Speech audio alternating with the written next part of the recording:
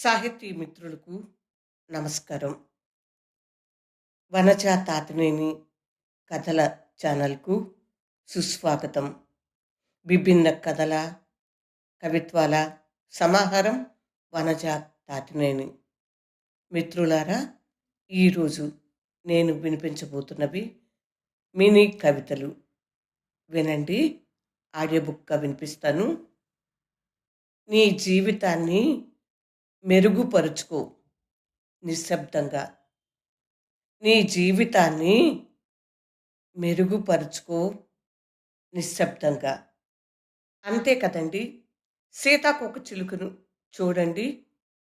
Egg, larva, pupa దశ నుండి అందమైన సీతాకోక చిలుకగా మారుతుంది. దాన్ని చూస్తే మనకు అనిపిస్తుంది కదా, జీవితాన్ని మెరుగుపరుచుకో నిశ్శబ్దంగా. రెండో మినీ కవిత.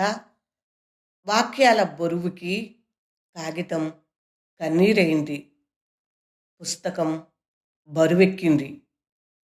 వాక్యాల బరువుకి కాగితం కన్నీరైంది, పుస్తకం బరువెక్కింది.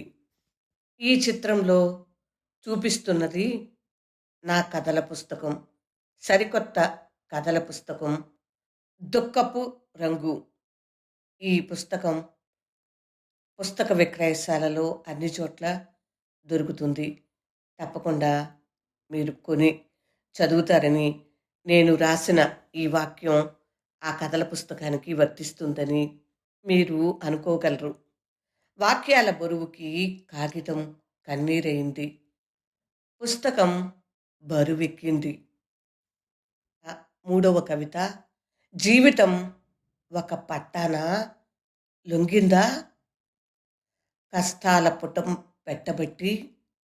జీవితం ఒక పట్టాన లొంగిందా, కష్టాల పుటం పెట్టబట్టి. అంతే కదండి. జీవితాన్ని మచ్చిక చేసుకున్న గుర్రంపై స్వారీలా సాగించాలి. అది లొంగదు, మనమే లొంగ తీసుకోవాలి. అందుకే అన్నాను కష్టాల పుటం పెట్టబట్టి అని.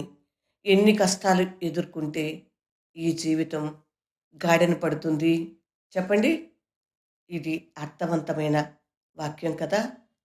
అందుకని జీవిత సారాంశాన్ని ఈ మినీ కవితలో పొందుపరిచాను.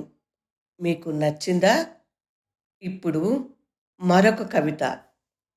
కాకుల రొదలు ఏకాకి కోయిల గూడు కోసం.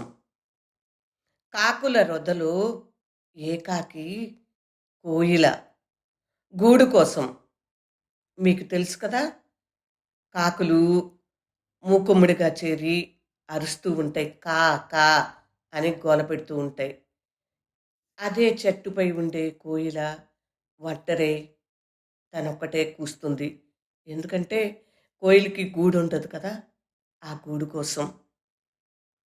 కాకుల రొదలు ఏకాకి కోయిల గూడు కోసం. ఆ గూడు ఎందుకంటే కాకి గుట్లో కోయిల గుడ్లు పెడుతుంది. ఆ గుడ్లును కాకి పొదిగి పిల్లలు చేస్తుంది.